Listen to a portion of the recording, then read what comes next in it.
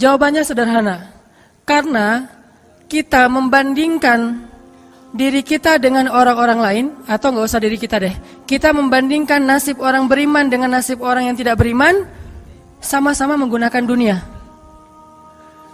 Padahal Allah tidak banyak berjanji urusan dunia kepada orang beriman. Kalau mau ngebandingin, bandingkanlah orang beriman itu dengan akhirat dan orang yang tidak beriman dengan dunia. Dia dapat apa di dunia, kita dapat apa di akhirat, itu baru imbang perbandingannya. Kalau kita ngebandingin dia dapat apa di dunia, saya dapat apa di dunia, itu perbandingan yang gak matematis menurut Islam, gak logis menurut iman. Baru logis kalau kita ngebandingin, dia orang misalnya riba, terus dia bisa beli aset sekian, saya gak riba, dapat apa nanti di akhirat, itu baru logis tuh menurut iman.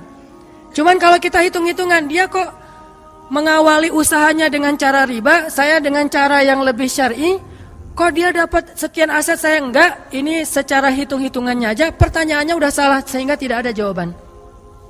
Jadi kalau pertanyaannya udah salah, tidak ada jawaban. Makanya yang harus diperjelas dulu pertanyaannya, baru nanti ketemu jawabannya. Saya mau sharing sebuah kisah nih tentang dua orang laki-laki Bani Israel. Satu ahli surga, satu ahli neraka. Yang satu mukmin, yang satu kafir. Yang kedua laki-laki ini juga sempat dikisahkan oleh Allah di dalam surat Al-Kahfi. Nanti teman-teman yang rajin baca Al-Kahfi pada hari Jumat bisa cek tuh. Salah satu kisah di surat Al-Kahfi itu kisah dua laki-laki Bani Israel, yang satu kaya, yang satu miskin, yang satu kafir, yang satu mukmin. Ceritanya dua orang laki-laki Bani Israel ini sama-sama Allah karuniai rezeki sebanyak 4.000 dinar. Sekarang 1 dinar itu kurang lebih sekitar 2,5 juta. Jadi ada 4.000 di dinar. Lalu laki-laki kaya, laki-laki kafir, laki-laki yang tidak beriman, membeli sebuah rumah yang sangat bagus di puncak bukit dengan view yang luar biasa, dengan harga 1.000 dinar. Sehingga kemudian dia datang kepada temannya yang mukmin, dia bilang, yuk ke rumah saya tunjukin rumah baru saya. Datang nih ke rumah baru laki-laki yang tidak beriman. Pas ngelihat dari gerbangnya luar biasa, tamannya luas, ada rusanya, ada kijangnya, ada marmutnya, ada segala macamnya, ada onta, ada kuda, lengkap aja tuh. Ini rumah atau kebun binatang ya? Pokoknya rumahnya keren aja.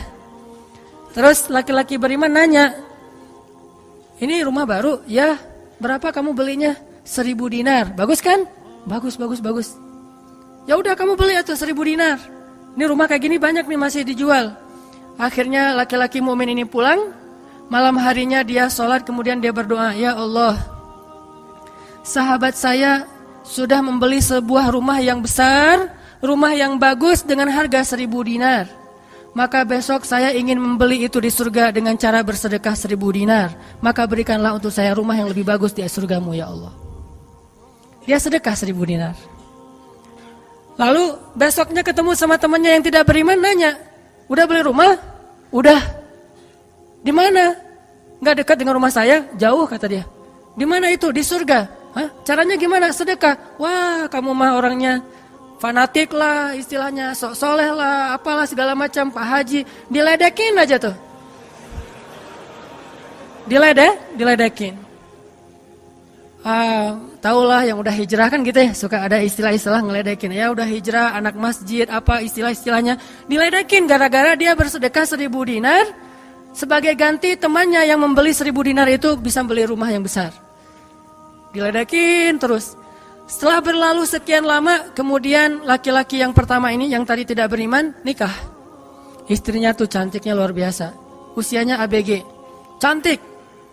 Setelah selesai dia lamar, nikah, pas hari pernikahan, ngundang temannya yang beriman. Datang ya ke acara pernikahan saya. Acaranya tuh, weddingnya itu ada IO-nya, IO terkenal, paling terkenal di situ. IO Bani Israel. Paling. Jadi, wedding organizer-nya Bani Israel. Kan orang Bani Israel mah, orang Yahudi ini kalau bikin acara tuh luar biasa ya. Kayak mereka bikin Tomorrowland segala macam kan. Jadi bikinlah wedding organizer ini bikin acara wedding yang luar biasa, menghabiskan berapa? Kalau sekarang mungkin di TV-TV itu suka diumumin biaya weddingnya itu berapa miliar kan, suka gitu tuh. Nah dia ngumumin. Atau kalau nggak dia umumin pun orang-orang bilang, tahu nggak itu acaranya habis berapa? 1.000 dinar. Habis 1.000 dinar. Dia nanya, ini emang habis 1.000 dinar? Ya, maharnya 1.000 dinar. Mahar si cewek cantik. Cewek paling cantik di kota itu aja. Tidak ada lagi cowok kecuali pernah suka sama tuh cewek. Tapi dia dapat gara-gara punya uang 1.000 dinar. Saya pernah guyon sama istri saya. Nanti kalau anak kita nikah, maharnya nggak usah mahal-mahal. 2 miliar aja. 1 miliar buat dia, 1 miliar buat bapaknya. Nah, 1.000 dinar. Udah gitu dia pulang nih orang beriman. Malamnya dia tahajud, dia berdoa kepada Allah, ya Allah, teman saya udah nikah, dan saya mau masih gini aja. Tuh ya, ini pedoman buat teman-teman ya. Kalau ada yang ngasih kartu undangan, tanya maharnya berapa? Maharnya 10 juta. Waduh, saya pas nih 10 juta. Bilang ke Allah, ya Allah, sama kayak dia. Saudara saya, teman saya sudah menikah dengan mahar 1.000 dinar. Dan saya masih punya. Saya ingin melamar bidadari di surga dengan 1.000 dinar. Nikahkanlah saya dengan bidadari paling cantik di surga, ya Allah. Ini 1.000 dinarnya, sedekah 1.000 dinar. Temannya punya anak, tanya pas lagi reuni SMP gitu ya. Lagi reunian tanya, kok masih sendiri aja? Enggak sendiri, cuma gak dibawa. Itu trik menjawab pertanyaan yang nyelekit tadi. Loh, kok kamu sendiri? Nggak ditemenin sama si dia? Nggak, lagi nggak enak badan. Nggak dibawa katanya. Loh kok nggak dibawa? Soalnya masih di surga. Udah aja. Oh di surga gimana caranya? Sedekah 1.000 dinar. Wah lo benerannya keterlaluan lo. Udah habis-habisan dibully. Dibully habis-habisan gara-gara dia nggak melamar cewek dengan 1.000 dinar, malah pakai sedekah untuk melamar bidadari Hurul Ain. Baca surat Ar-Rahman paragraf terakhir tentang Hurul Ain. Fihinna qasiratut tarfi lam yatumithunna insun qablahum wala jan. Gak ada manusia yang kayak gitu. Qasiratut tarf, cewek yang matanya besar tapi sayu. Matanya besar tapi sayu. Kalau mata saya kecil, matanya besar tuh. Orang sekarang kan banyak pengen mata besar, sampai diedit dulu di B berapa tuh? Aplikasi teh. Itu. Di Fotoras lah, apalah diedit supaya matanya disobek dikit bagian ininya jadi besar gitu ya. Dikasih eyeshadow, dikasih segala macam supaya matanya besar. Kenapa? Mata besar itu simbol dari kecantikan. Makanya bidadari itu bahasa Arabnya Hurul Ain, yang matanya besar. Lam yatumithunna insun qablahum walajan. Belum pernah disentuh. Disentuh doang loh ya, bukan yang lain. Cuma disentuh aja, belum pernah oleh manusia dan jin. Murni, asli, original. Belum pernah dilihat oleh siapapun, benar-benar tersimpan. Kannahunnal yaqut wal marjan, seolah-olah mereka itu adalah yaqut wal marjan, mutiara yang wangi. Udah mutiara, wangi pula. Yaqut wal marjan. Bukan Yakult yang diminum sehari, itu ya. Yakult beneran. Ditambah lagi nanti di ayat yang lain, fihinna khairatun hisan. Perempuan yang khairat. Khairat itu artinya banyak anak. Subur. Dan di surga itu orang berkeluarga dan beranak pinak. Sehingga seseorang ketika pengen punya anak langsung punya anak, tidak perlu 9 bulan hamil. Dan gak perlu juga sesar. Udah aja lahir. Lahir dengan cara yang Allah ciptakan, sangat indah, tidak perlu ada wahnan ala wahnin, tidak ada kepayahan demi kepayahan, lahir anak. Dan anaknya bisa pesen, request. Ya Allah, saya pengen anak laki-laki, tapi modelnya gini. Nah, bisa. Kalau di dunia kan gak bisa request, terima aja apa adanya ya. Oh gini, ternyata gak mirip. Cuma di dunia, di akhirat mah bisa request, segalanya sesuatu juga bisa request. Udah aja kayak gitu, hurul ain. Sehingga dia tahu, gimana pun cewek ini cantik, tidak pernah bisa mengalahkan satu hurul ain. Seandainya jemari hurul ain, jari kelingking doang dikeluarin dari surga ke dunia, maka cahaya matahari akan tertutup oleh cahaya jari kelingkingnya hurul ain. Kalau hurul ain sempat keluar dari surga, jatuh ke bumi, kau bidadari jatuh dari langit gitu kan ya? Nah, jatuh tuh ke bumi beneran, maka nafasnya, satu kali dia bernafas, semua manusia akan mati karena tergila-gila kepada dia. Harumnya nafas hurul ain. Gak usah dibayangin, ntar makin gak bisa tidur. Sekedar ilustrasi doang nih. Akhirnya dia lamar tuh hurul ain dengan sedekah 1000 dinar. Udah aja sih kayak gitu. Dan dia merasa, alhamdulillah saya lebih beruntung dari dia. Saya lebih beruntung dari dia. Gitu matematika mukmin. Baru setelah beberapa tahun, teman yang pertama tadi yang tidak beriman beli kebun. Kebun yang sangat luas. Lalu ngajak lagi teman yang beriman, yuk ke kebun saya. Kamu udah punya kebun? Udah, datang aja. Kamu tahu nggak nih kebun yang saya beli berapa? 2000 dinar. Kebun korma yang sangat luas, yang di dalamnya ada mata airnya sendiri, yang tidak seolah-olah tidak ada batas ketika kita memandangnya. Terus sepanjang mata memandang. Kebun kurma yang rindang, 2000 dinar.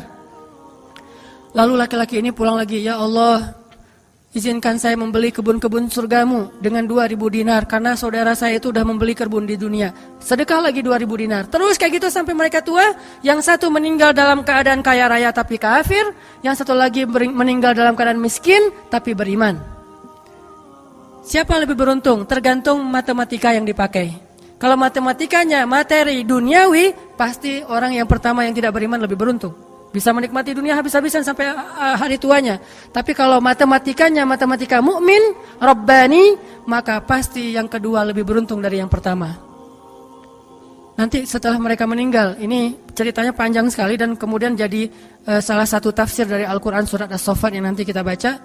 Di akhirat, kalau teman-teman tahu kalau kita baca tafsir itu ternyata ya, di surga itu punya jendela. Kayak rumah punya jendela. Cuman saya nggak tahu seperti apa bentuk jendelanya karena surga itu kata Nabi, ma la ainun ra'at wa la udhunun sami'at. Yang nggak pernah dilihat oleh mata, yang nggak pernah didengar oleh telinga, yang nggak pernah dibayangkan oleh imajinasi manusia. Yang jelas ada jendela itu di surga. Nah, jendela ini apa? Jendela ini dipakai untuk mengintip ke neraka. Jadi nanti kalau ada kisah-kisah penduduk surga menyelamatkan orang-orang di neraka itu lewat jendela itu.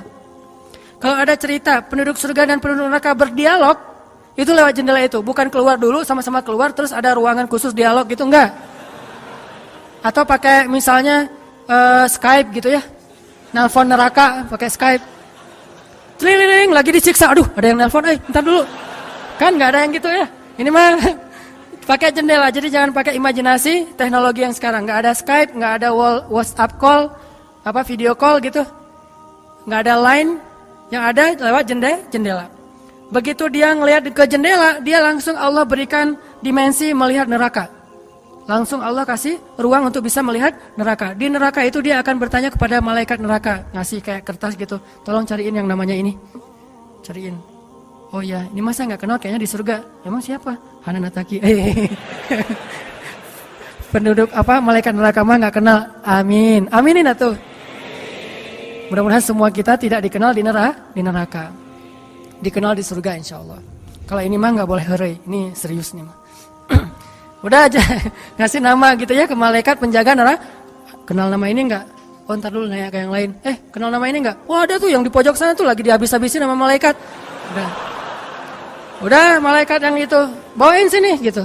Pas dibawain ternyata itu adalah laki-laki tadi yang di dunia saling bersaing dalam memperkaya diri. Satu memperkaya diri di dunia ya, satu lagi memperkaya diri di akhirat. Bro, gimana nasib lo sekarang? Waduh, saya sekarang disiksa segala macam, dia ngaku kesalahannya. Lah kamu gimana? Dulu kamu katanya beli rumah di surga, terus nikah di surga, terus beli kebun di surga, udah dapat. Wah, bukan dapat lagi. Ternyata 1000 dinar itu bukan satu istana loh, bro.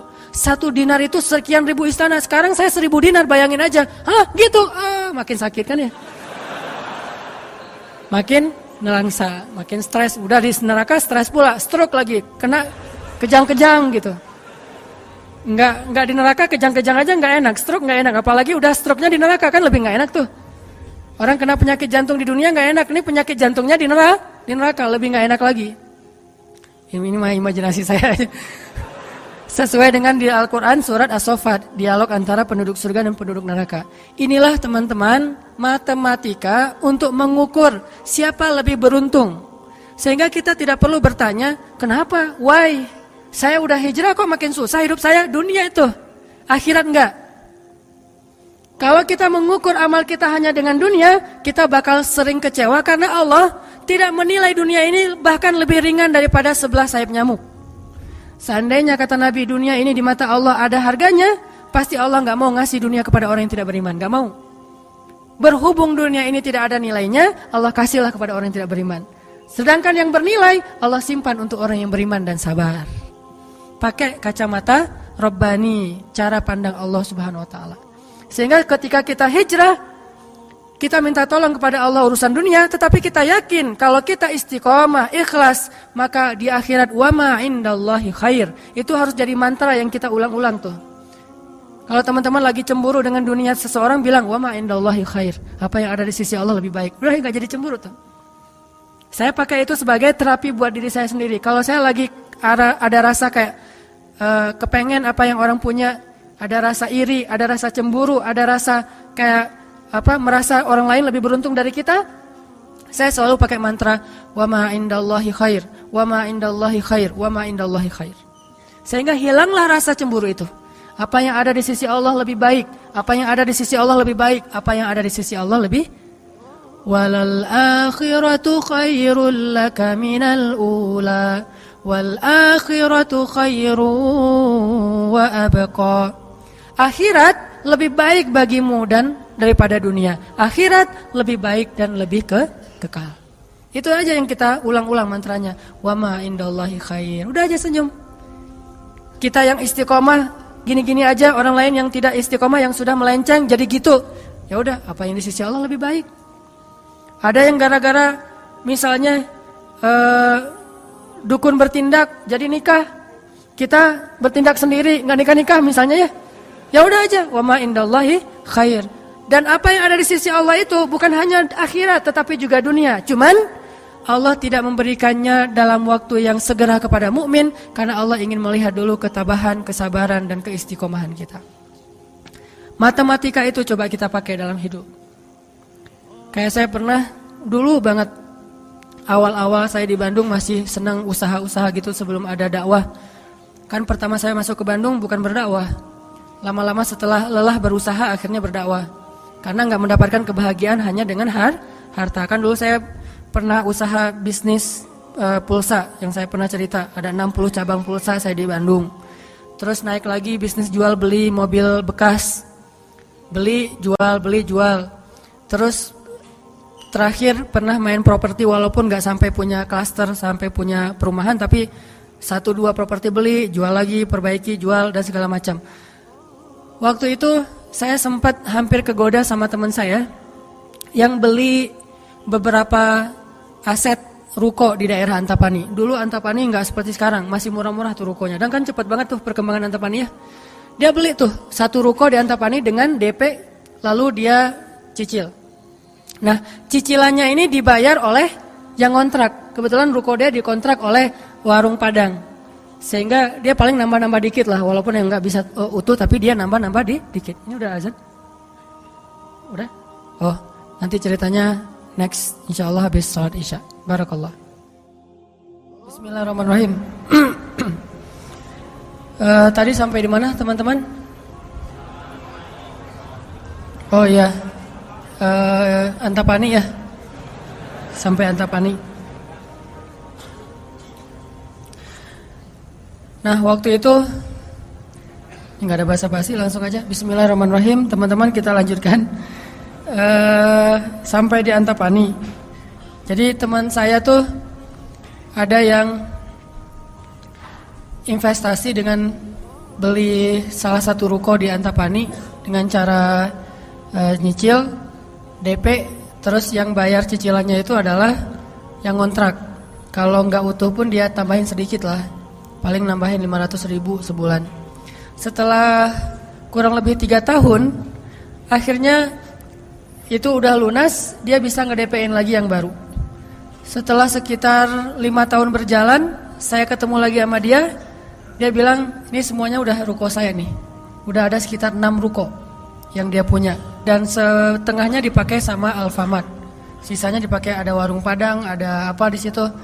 Sehingga dengan cara dia bisa cepat berkembang. Saya di awal menganggap diri saya itu agak-agak idealis. Anggapan pertama, waduh saya ini kayaknya terlalu idealis kali ya gitu. Mulai galau kan, mulai tidak istiqomah. Jangan-jangan saya terlalu kaku nih dalam agama. Lagi nyari-nyari dalil mana nih yang membolehkan gitu kan ya. Biasalah apalagi ustadz kan bisa ngotak-ngatik gitu kan. Sampai bisa menemukan dalil boleh, tapi nggak nemu. Akhirnya yang bisa menguatkan hati apa? Wa ma indallahi khair. Apa yang ada di sisi Allah lebih baik. Kalau mau kayak gitu, mungkin sekarang saya udah punya juga beberapa ruko. Tapi karena nggak bisa dengan cara seperti itu, akhirnya ya punya itu aja dan tidak berkembang secara duniawi. Tetapi saya yakin mudah-mudahan dengan itu kita berinvestasi di akhirat. Makanya ini matematika harus jadi pola pikir kita, harus jadi mindset, persepsi kita dalam hitung-hitungan amal. Sehingga ketika kita belajar Islam, mulai bertaubat, mulai berhijrah, lalu Allah Subhanahu wa taala seolah-olah lebih memanjakan orang lain yang belum berhijrah, yang belum bertaubat daripada kita dengan dunia. Katakan wa ma indallahi khair. Apa yang ada di sisi Allah lebih baik. Katakan bahwa wal akhiratu khairun wa abqa. Akhirat lebih baik dan lebih kekal. Katakan walal akhiratu khairul laka minal ula, dan akhirat itu lebih baik bagimu daripada dunia. Ini yang memotivasi kita untuk bisa istiqomah, sehingga kita tidak ngerasa dicurangin sama Allah Subhanahu wa taala. Karena Allah melihat balasan akhirat itu lebih baik daripada ngebalas di dunia. Sehingga Allah kalau sayang kepada seorang hamba, Allah menyediakan akhirat lebih besar daripada dunia untuk dia. Seandainya dunia itu adalah bentuk kasih sayang Allah, maka Allah sudah memberikan kekayaan dunia kepada semua nabi yang Allah cintai. Tapi nabi yang kaya itu sedikit. Rata-rata nabi itu susah hidupnya, apalagi setelah menjadi nabi. Nabi Muhammad sebelum jadi nabi hidupnya luar biasa kan? 40 tahun pertama, terutama 15 tahun pertama setelah menikah dengan Khadijah, gimana kehidupan Nabi Muhammad? Segalanya ada. Khadijah itu orang yang paling kaya, perempuan paling kaya di Mekah, menikah dengan Nabi Muhammad yang pintar dalam berdagang. Gak pernah Nabi rugi dalam berdagang. Jujur tapi untung. Sehingga selama 15 tahun Nabi mau traveling kemana aja bisa. Traveling ke Syam bisa. Traveling ke Yaman bisa. Syam dan Yaman itu jarak yang cukup jauh. Mau ngapain aja bisa. Punya ternak yang sangat banyak, punya kebun kurma yang luas sekali dan segala macam. Rumahnya rumah terbaik di kota Mekah. Hidup selama 15 tahun dalam kenikmatan. Begitu jadi nabi, langsung kayak terjun payung, cepat sekali. Sampai akhirnya Khadijah wafat ketika Nabi masih di Mekah dalam keadaan hampir tidak punya warisan apa-apa. Jadi kurang dari 13 tahun jatuh miskin, fakir. Sampai ketika hijrah ke Madinah, Aisyah curhat. Apa kata Aisyah? Di rumah Rasulullah itu lebih dari 1 bulan tidak ada asap di dapur. Dalam keadaan tidak pernah masak selama berbulan-bulan. Soalnya kalau kita mah beli warung Padang, jadi gak perlu masak ya. Kenapa itu rumah gak pernah masak? Yalah, soalnya dia punya warung, jadi masaknya di warung, tinggal dibawa aja ke rumah. Nabi benar-benar gak pernah masak tuh. Coba bayangin, pernah gak Nabi bilang gini ke Allah, Allah, lah saya kan kerjanya sama Allah, kok malah jadi kayak gini, hidup saya jadi susah gini. Enggak pernah Allah Nabi mengatakan demikian. Kenapa? Karena Nabi tahu logikanya. Nabi benar dalam menggunakan logika hitung-hitungannya. Nabi tahu matematikanya, sehingga Nabi enggak pernah mengeluh ke Allah, kok saya sejak jadi Nabi jadi susah Allah. Katanya saya kekasih Allah, kok saya diperlakukan kayak gini. Enggak pernah Nabi ngomong kayak gitu. Kalau Nabi aja kekasih Allah, malah jadi susah gara-gara jadi kekasih Allah secara duniawi, tidak pernah mengeluh. Terus siapa kita mau mengeluh dan menuduh Allah dengan tuduhan-tuduhan yang tidak benar? Apakah kita merasa bahwa setelah kita berhijrah Allah harus memberikan kepada kita dunia yang di mata Allah tidak ada nilainya? Berarti kita meminta kepada Allah sesuatu yang tidak baik dan membuang sesuatu yang baik. Itulah yang dulu pernah dinasihatkan oleh Musa kepada Bani Israel di dalam surat Al-Baqarah. Coba teman-teman lihat di surat Al-Baqarah itu ayat 61.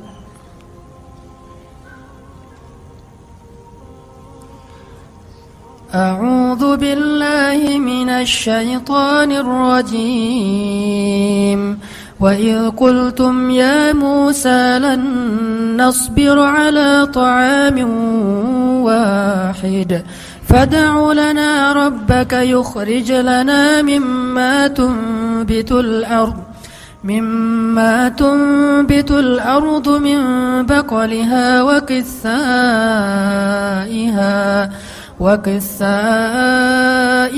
wa fumiha wa adasiha wa basaliha. Apa yang terjadi? Ketika orang-orang Bani Israel hijrah ke Palestina, lalu mereka mengeluh di Palestina karena setelah mereka hijrah hidup mereka tidak menjadi lebih baik secara duniawi. Perasaan kata Bani Israel, sama aja deh. Sejak kita hijrah, sejak kita masuk agama Yahudi, sejak engkau datang Musa, sawa'un alaina, nasib kami sama aja nih. Sebelum kamu datang dan setelah kamu datang, nasib kami tetap aja susah wahai Musa. Ini logika Bani Israel. Makanya banyak Bani Israel itu yang kufur kepada Allah karena pakai logika ini. Logika 2 tambah 2 4. Itu logika Bani Israel. Kalau dalam urusan agama, beda kalau dalam urusan matematika. Jangan bilang, "Dek, 2 tambah 2 berapa?" 4. Bani Israel. Jangan. Itu mah matematika. Kalau dalam urusan agama itu logika Bani Israel. Mereka selalu menghitung-hitung itu dengan logika matematika duniawi. 2 tambah 2 4. Sehingga mereka selalu mengeluh, "Ya Musa, sama saja nasib kami engkau datang dan engkau tidak datang dulu. Sama-sama susah. Terus apa baiknya dengan kedatanganmu wahai Musa?" Mereka menghitung kebaikan itu hanya dari sisi materi saja. Padahal kedatangan Musa telah mengeluarkan mereka dari perbudakan kalau mau dihitung lebih jujur di urusan dunia. Kedua, dengan kedatangan Musa, mereka akhirnya diselamatkan dari kejahatan dan kekejaman Firaun yang membunuh anak laki-laki mereka dan memperbudak anak perempuan. Apakah mereka lupa? Afala ta'qilun ya Bani Israel? Tidakkah kalian berpikir wahai Bani Israel? Ditambah lagi dengan janji Allah untuk Bani Israel. Allah bukakan langit dan bumi untuk Bani Israel. Bayangin, Bani Israel lagi hijrah nih. Dari Mesir ke Palestina, di tengah jalan haus. Musa haus ngadu. Hashtag semuanya viral, haus Bani Israel. Hashtagnya haus. Akhirnya Nabi Musa berdoa kepada Allah, "Ya Allah, beri mereka air." Keluarlah mata air satu untuk Bani Israel yang ada 12 suku. Berapa? 12 gitu? Lupa Ya gitu deh. Oh ini nih. Ya 12 isnata asyara aina, 12 suku. Pakai satu mata air. Udah gitu karena Bani Israel ini orangnya nggak bisa teratur hidupnya, suka nggak bisa ngantri, nggak bisa teratur, nggak sabaran. Pokoknya tamak aja. Begitu keluar satu mata air, mereka ada 12 suku berantem. Ini gua duluan nih. Siapa lo? Rame aja antara Bani Israel. Cuma bahasanya saya nggak ngerti Ibrani. Bukan siapa lo. Udah aja gitu, rame sesama Bani Israel. Akhirnya mereka ngeluh lagi, "Musa, masa sih satu mata air? Nih rebutan nih, daripada kita nanti rame, daripada putus silaturahim, doain dong, minta 12 mata air." Nabi Musa berdoa lagi. Akhirnya keluar 12 mata air. Dimanja banget sama Allah. Udah keluar 12 mata air, mereka minum. Jalan lagi, "Musa, dari kemarin kita makannya perasaan roti wae. Gak ada daging gitu Musa?" Nanya daging. Ini kayaknya nih buffetnya gak internasional nih, Asian food gitu, nasi gitu ya. Saya pengen sekali-kali dong Musa cari yang buffet yang international food gitu.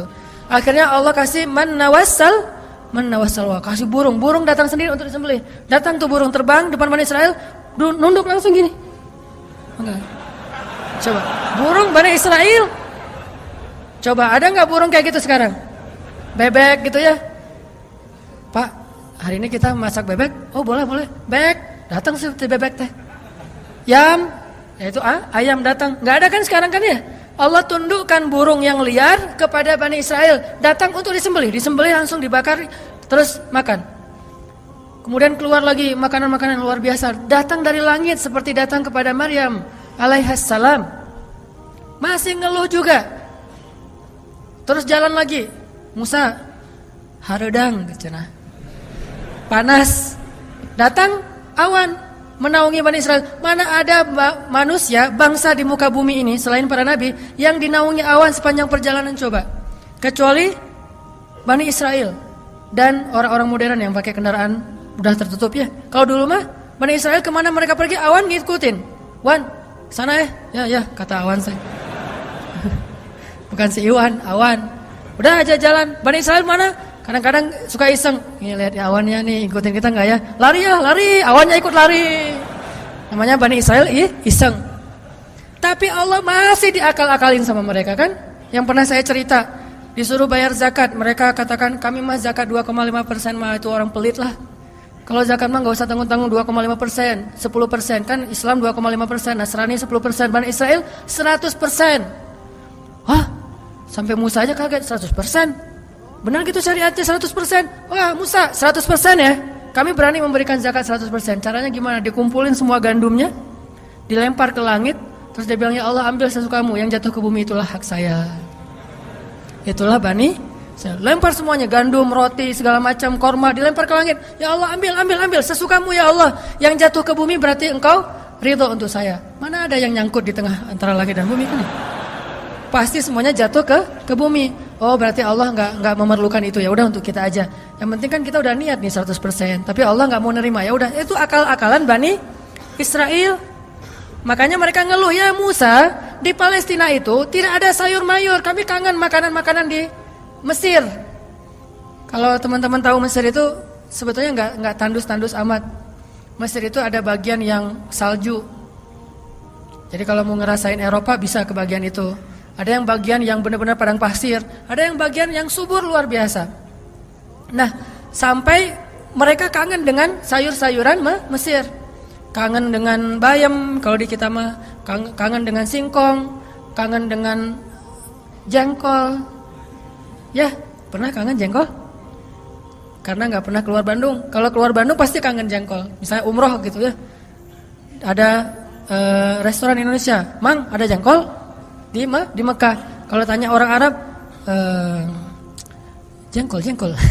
Bahasa Arabnya tidak ada jengkol. Soalnya bahasa Arabnya tidak ada jengkol.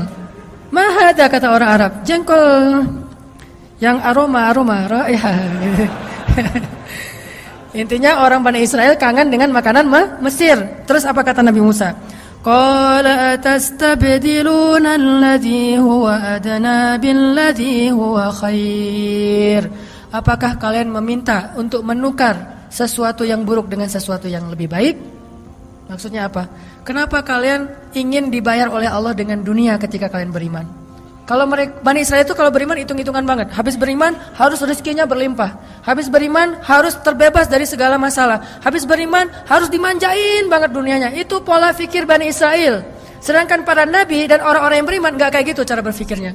Setelah beriman Allah uji, maka mereka mengatakan ini untuk melihat apakah saya jujur dalam iman atau munafik. Seperti kata Bilal. Ketika Bilal beriman, dengan qadarullah dia ketahuan imannya oleh tuannya Umayyah bin Khalaf. Lalu disiksa oleh Umayyah bin Khalaf. Setelah disiksa berhari-hari, Umayyah ngomong gini, Bilal, mana Tuhan kamu? Coba lihat tuh, kamu disiksa-siksa, Tuhan kamu gak pernah ngebelain kamu, Muhammad juga gak pernah ngebelain kamu. Jadi kamu tuh sebetulnya kasihan, tinggal sendiri, gak pernah dibelain oleh siapa-siapa. Kalau gak saya nyelamatin kamu, kamu akan celaka, wahai Bilal. Apa kata Bilal? Ya Umayyah, udah gak bilang lagi Tuhan, dia mah udah beriman. Gak ngomong lagi Tuhan, gak ngomong lagi gitu. Kalau saya diuji atau disiksa karena keimanan saya, itu berarti Allah ingin melihat kesabaran saya. Maka kalian akan melihat sabar saya lebih kuat daripada sabarnya orang Arab. Karena orang Arab Mekah itu terkenal dengan keteguhan dan kesabarannya. Saya akan lebih sabar daripada laki-laki Arab dan akan lebih kuat daripada gunung Uhud. Bilal tahu itu. Jadi bukan, ya juga ya Umayyah, ya udah deh balik lagi aja kayak dulu. Enggak, Bilal mah enggak ngomong kayak gitu. Kan orang suka pundung gitu ya. Pundung fisabilillah. Baru hijrah Allah kasih ujian pundung.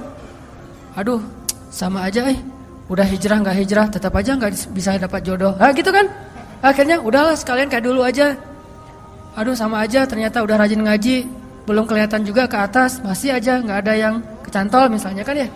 Aduh udah rajin udah pindah kerjaan, tetap aja belum dapat kerjaan yang lebih baik. Kata Allah, wa may yattaqillah yaj'al lahu makhraja. Mana? Wa yarzuqhu min haitsu la yahtasib. Mana tuh? Jawabannya Allah berikan itu setelah Allah lihat kesabaran kita. Kalau Allah belum melihat kesabaran kita, Allah nggak akan kasih apa yang Allah janjikan. Karena yattaqillah bukan hanya taubat tetapi sabar, itu satu paket. Takwa itu at-ta'ah was sabr, itulah takwa. Taat dan sabar, itulah takwa. Wa may yattaqillah, siapa yang taat lalu sabar, baru Allah janjikan yaj'al lahu makhraja wa yarzuqhu min haitsu la yahtasib wa may yattaqillaha yaj'al lahu min amrihi yusra wa may yattaqillaha yukaffir anhu sayyi'atihi wa yu'zim lahu ajra. Itu semua janji Allah bagi orang yang takwa, dan takwa itu taat dan sabar. Kalau taat doang tapi nggak sabar, pundung tadi, maka Allah tidak punya janji apapun dengan dia. Ini logika yang dipakai oleh Allah, hitung-hitungan matematikanya Allah Subhanahu wa taala, sehingga kita tidak kecewa.